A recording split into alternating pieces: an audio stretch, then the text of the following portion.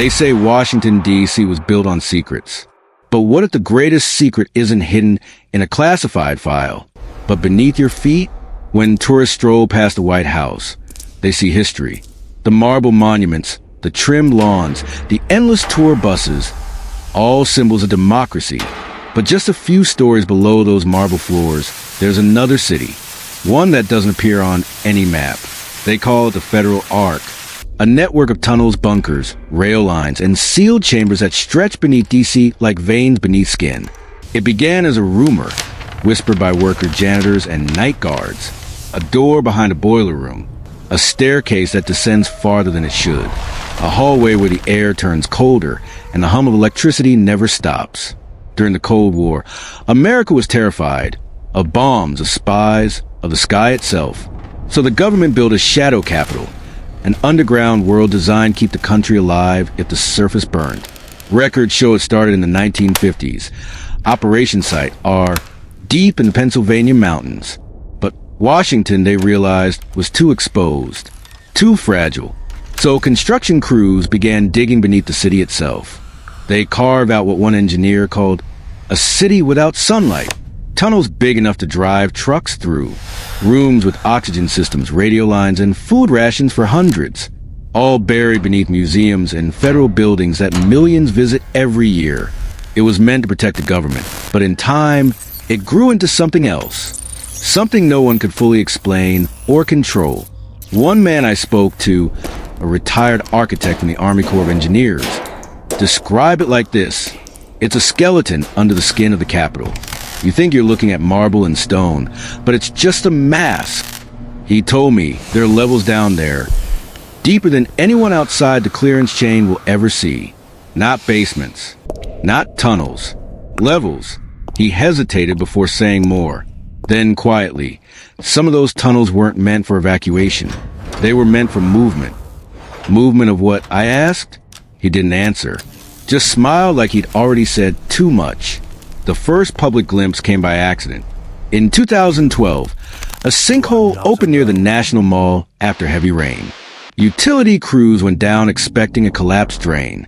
What they found was a sealed concrete passage, 10 feet high, lined with rusted cables and obsolete signage marked C2 Alpha. No records of its construction. No agency claimed it. And within hours, the site was closed off by Homeland Security. That discovery reignited an old theory that the entire Capitol sits on top of an emergency relocation network built during the Eisenhower and Kennedy administrations. The idea was simple. If nuclear war broke out, the government wouldn't flee. It would simply disappear below. But here's where it gets strange. Satellite scans and construction permits show anomalies. Empty zones beneath some of the most secure areas in D.C. Places where digging isn't allowed. Where GPS signals vanish. And yet, electrical draw in those zones spikes every night, precisely at 2 a.m. Some researchers believe it's maintenance for communication lines or water infrastructure. Others think it's something else entirely. Perhaps an underground data hub for surveillance systems. But the truth, as always, is blurred. Because the people who know aren't allowed to speak. And the ones who speak don't really know. Still, there are glimpses. Old declassified blueprints, labeled continuity of government facility number 3, a 1968 memo describing a metro-adjacent personnel transfer line. And, perhaps most telling, the story of the Capitol subway, the small train that ferries senators between buildings. Most people think it's just a quirky piece of history, but engineers confirm there are sealed tracks branching off to nowhere, or maybe to everywhere.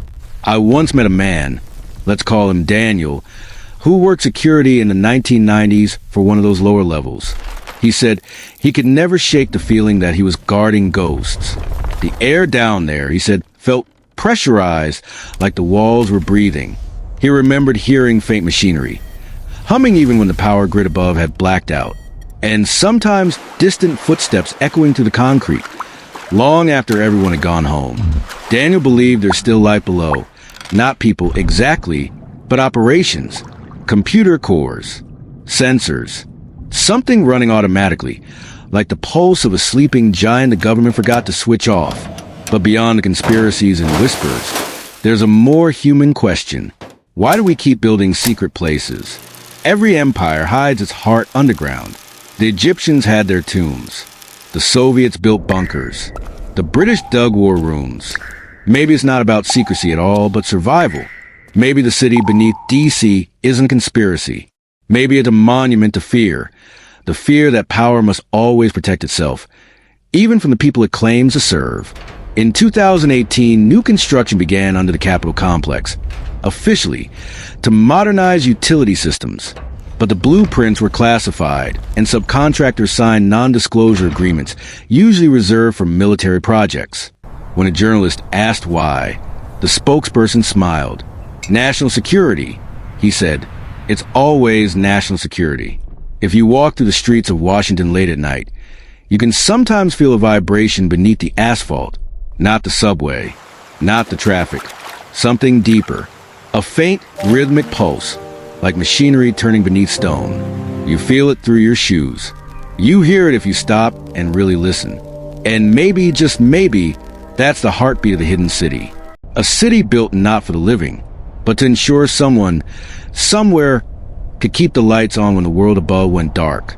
When you stand on the National Mall, surrounded by monuments to freedom, remember this.